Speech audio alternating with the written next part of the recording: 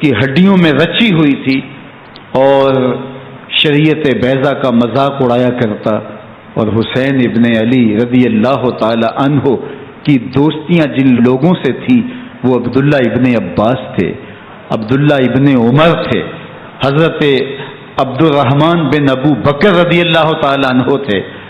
یزید تو جوا کھیلتا رہا، یزید تو قمار بازی کرتا رہا، یزید تو شراب نوشی کرتا رہا، اور حسین ابن علی مسجد نبوی کے منبر میں حضور کے پہلوؤں میں بیٹھتے رہے۔ زمانے نے وہ منظر دیکھا کہ سرخ رنگ کے جوڑے پہنے ہوئے حسنین کریمین حجرہ فاطمہ سے نکلتے ہیں، کم عمری کی وجہ سے کبھی گرتے ہیں کبھی سنبھلتے ہیں، اور آقا کریم خطبہ ارشاد کر رہے ہیں، خطبہ چھوڑ کے حضور نے شہزادوں کو اٹھا لیا۔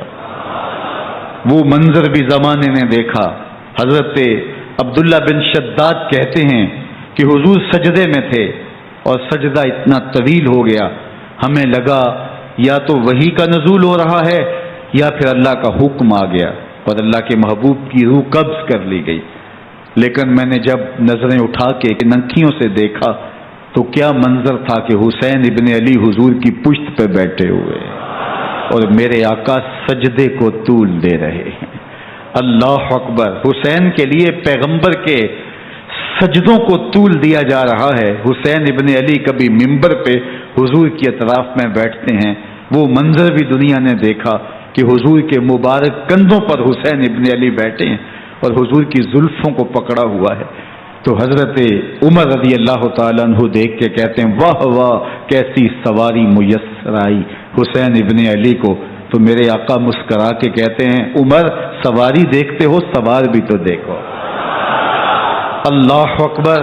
حضرت اسامہ بن زید بن حارثہ رضی اللہ تعالیٰ عنہ فرماتے ہیں رات کا ایک پہر گزر گیا اور مجھے حضور سے کوئی کام تھا، میں آقا کریم کی خدمت میں حاضر ہوا، در دولت پہ دستک دی، حضور تشریف لائے تو چادر اوڑی تھی، بکل کی ہوئی تھی میرے حضور نے، تو میں نے اپنی حاجت کہی تو حضور نے میری حاجت پوری کر دی۔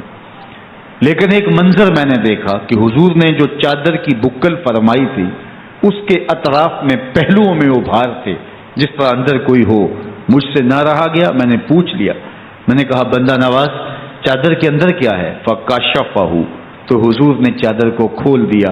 فائز الحسن والحسین علی ورکہ، تو کہتے ہیں میں نے اپنی آنکھوں سے دیکھا ایک پہلو سے امام حسین لپٹے ہوئے تھے، ایک پہلو سے امام حسن لپٹے ہوئے تھے۔ فرمایا یہ میرے بیٹے ہیں، یہ میری بیٹی کے بیٹے ہیں، اے اللہ میں ان سے پیار کرتا ہوں، تو بھی ان سے پیار کر، جو ان سے پیار کرے اس سے بھی پیار کر۔ ان کی محبت کا درس دیا، ان کے پیار کا سبق پڑھایا، کہا ان سے پیار کرنے والا میرے سے پیار کرنے والا ہے، ان سے بغض رکھنے والا میرے سے بغض رکھنے والا ہے۔ ان کی تکلیف حضور کو بے چین کر دیتی تھی۔ حضرت سیدہ فاطمہ الزہرا رضی اللہ تعالی عنہ کے گھر کے قریب سے گزرے تو حضرت امام حسین کے رونے کی آواز آ رہی تھی، تو آقا کریم علیہ السلام نے فرمایا کہ فاطمہ حسین کو چپ کرواؤ، الا تعلمی ان بقاءہ یؤذینی، تو جانتی نہیں حسین کا رونا مجھے دکھ دیتا ہے۔ حسین ابن علی کو حضور رونے نہیں دیتے تھے، ان کو دکھی نہیں ہونے دیتے تھے، کیونکہ رسول اللہ صلی اللہ علیہ وسلم جانتے تھے کہ یہ کتنے دکھ سہے گا، کتنی تکلیفوں سے گزرے گا اور کتنے مصائب سہے گا۔ زمانے نے وہ گھڑیاں بھی دیکھی کہ حضرت حذیفہ بن یمان رضی اللہ تعالیٰ عنہ فرماتے ہیں کہ میں حضور کی خدمت میں نماز مغرب کی ادائیگی کے لیے حاضر ہوا، اور میں نے یہ اجازت خاص طور پہ اپنی ماں سے اس شرط پہ لی تھی کہ امی آپ مجھے اجازت دیں، میں حضور کی خدمت میں حاضر ہوتا ہوں، مغرب کی نماز بھی ادا کروں گا اور پھر حضور سے عرض کروں گا حضور میرے لیے اور میری ماں کے لیے بخشش کی دعا کر دیجیے۔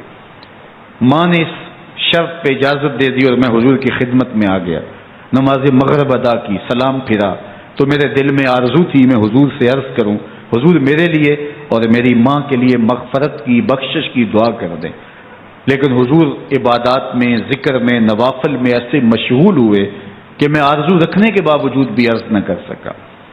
خیر نماز عشاء کا وقت ہوا، اذان پکاری گئی، حضور مصلی پہ آئے، نماز پڑھی، سلام پھرا تو میرے دل میں پھر خیال آیا کہ ماں سے ایک نماز کی چھٹی لی تھی، نمازیں بھی 2 ہو گئیں، ماں نے جاتے پوچھنا ہے حضور سے میرے لیے اور اپنے لیے مغفرت کی بخشش کی دعا کروائی تھی تو کیا جواب دوں گا؟ اور حضور اٹھے اور کاشانہ اقدس کی طرف چل دیے۔ اب میرے دل میں یہ خیال رہ کے آ رہا تھا کہ ماں کو کیا جواب دوں گا؟ میں تو حضور سے بخشش و مغفرت کی